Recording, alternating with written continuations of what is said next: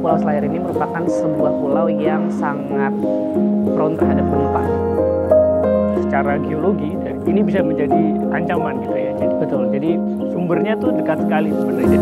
Terasa goyang tapi itu goyangnya nggak begitu keras. Itu ya. Jadi banyak sumber gempa di situ dan kita pengen tahu sebenarnya masyarakat itu tahu akan hal itu atau tidak.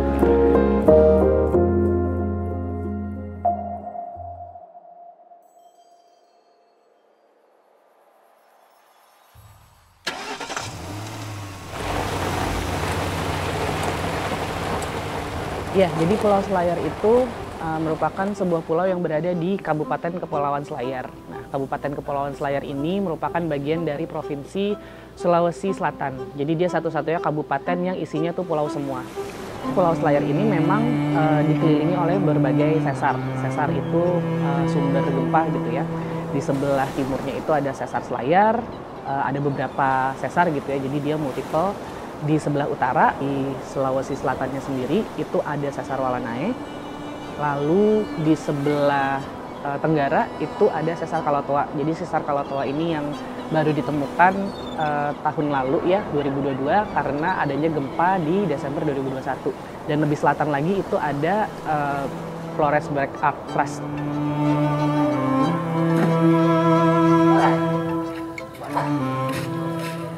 Memang yang mungkin berapa 20 tahun atau 30 tahun terakhir yang paling besar adalah yang 2021 ya. Ini gempa yang sebelumnya sebenarnya tidak diduga gitu. Ketika gempa terjadi, pertama kali muncul adalah apakah ini sesar dari Flores, karena di Flores 1992 itu sempat ada gempa cukup besar. Ternyata ketika muncul posisinya ada di lebih utara dari Pulau Flores. Asalnya dari sesar Kalotoa tersebut. Jadi waktu gempa ini terjadi, kita belum punya gambar sesarnya. Jadi kita belum tahu itu sesarnya dari mana. 2022 ada penelitian dari BMKG yang menyebutkan sesar tersebut gitu ya, melalui seismik. Dan di tahun 2002 akhir itu tim penelitian kami juga dari ITB melaksanakan survei di sana dan memang kami temukan sesarnya ya. Nah, sekarang nextnya apa gitu kan, sesarnya udah ketemu. Abis itu ada lagi nggak sih sesar di sekitar situ, dan ternyata memang dari database Pusgen, Pusat Gempa Nasional, itu ada beberapa sesar lain di sekitar sana.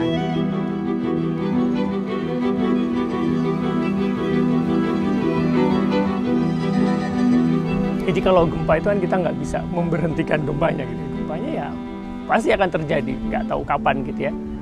Tetapi yang penting adalah kita harus bersiap. Paling tidak kita harus tahu dulu gitu ya, bahwa area kita nih menjadi lokasi apa ya, terancam atau ada bahayanya gitu. Problem di bahaya gempa itu karena rentang waktunya panjang. Jadi kalau misalnya rentang waktunya sebegini gitu ya, sedangkan hidup manusia cuma di sini gitu ya, nah ini bisa jadi di tengah-tengah ini hilang informasinya gitu ya. Yang setelah mengalami misalnya dulu ada sempat gempa besar gitu ya. 1 generasi, 2 generasi mungkin masih ada ceritanya gitu ya. Tapi udah 10 generasi mungkin bisa jadi sudah hilang gitu informasi itu. Tetapi bahayanya tetap ada kan.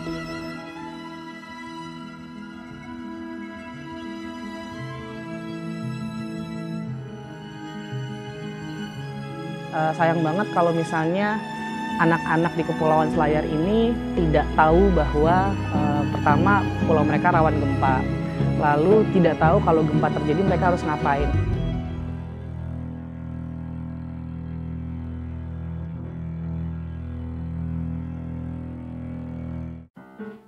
Kunjungan pertama itu di bulan Maret 2023.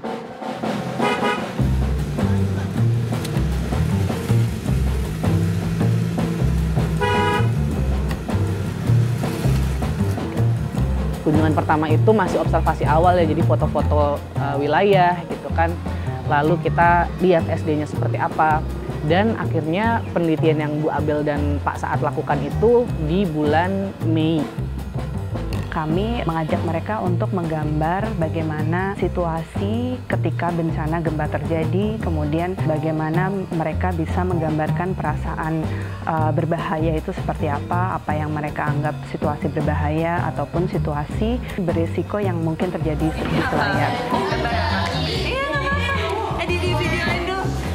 Ini apa? Ini gambar gunung. Kuatnya gempa bumi. Murid-murid belum tahu mengenai potensi ancaman dari gempa bumi dan sesar aktif yang berada di sekitar Pulau Selayar. Setelah melakukan wawancara sedikit dengan murid-murid, ketika terjadi gempa bumi di tahun 2001 dan 2022 kemarin, mereka dengan santainya mengatakan bahwa ketika saya tanya, apa yang adik-adik sekalian lakukan ketika terjadi gempa bumi? Sebagian besar menjawab, tenang aja kak, kami tetap menonton. Kunjungan terakhir kami, itu kami sudah punya purwarupa bukunya, di mana dipresentasikan ke anak-anak dalam bentuk cerita.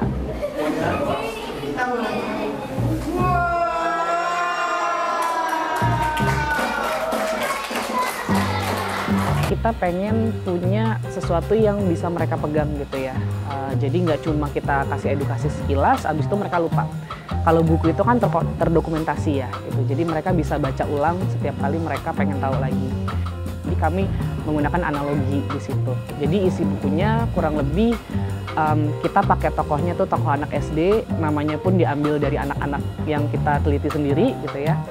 Mereka ceritanya kena gempa gitu ya, pada Desember 2021 itu mereka keluar terus mereka ribut gitu kan, ini kenapa ya kira-kira, dan anak SD kan imajinasinya tinggi ya.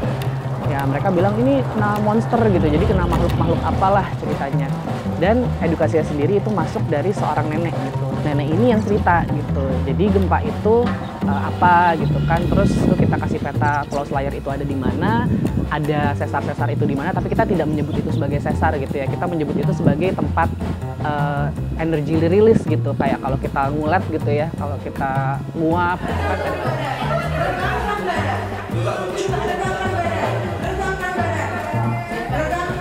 sejauh ini sih respon anak-anaknya sangat baik ya, sangat tertarik sama bukunya. Terus mereka juga tertarik dengan tokoh si Pualango-Lango. Ternyata metode yang kita sampaikan itu juga direspon dengan baik dengan mereka, dan mereka malah excited gitu. Terus gempa ini saya harus ngapain?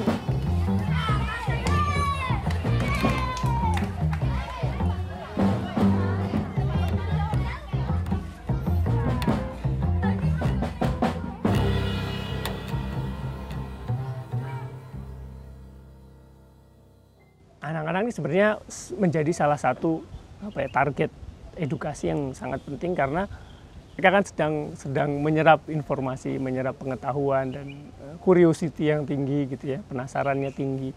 Harapannya kalau yang diedukasi anak-anak ini akan nempel gitu ya istilahnya, itu terbawa sampai mereka dewasa nanti.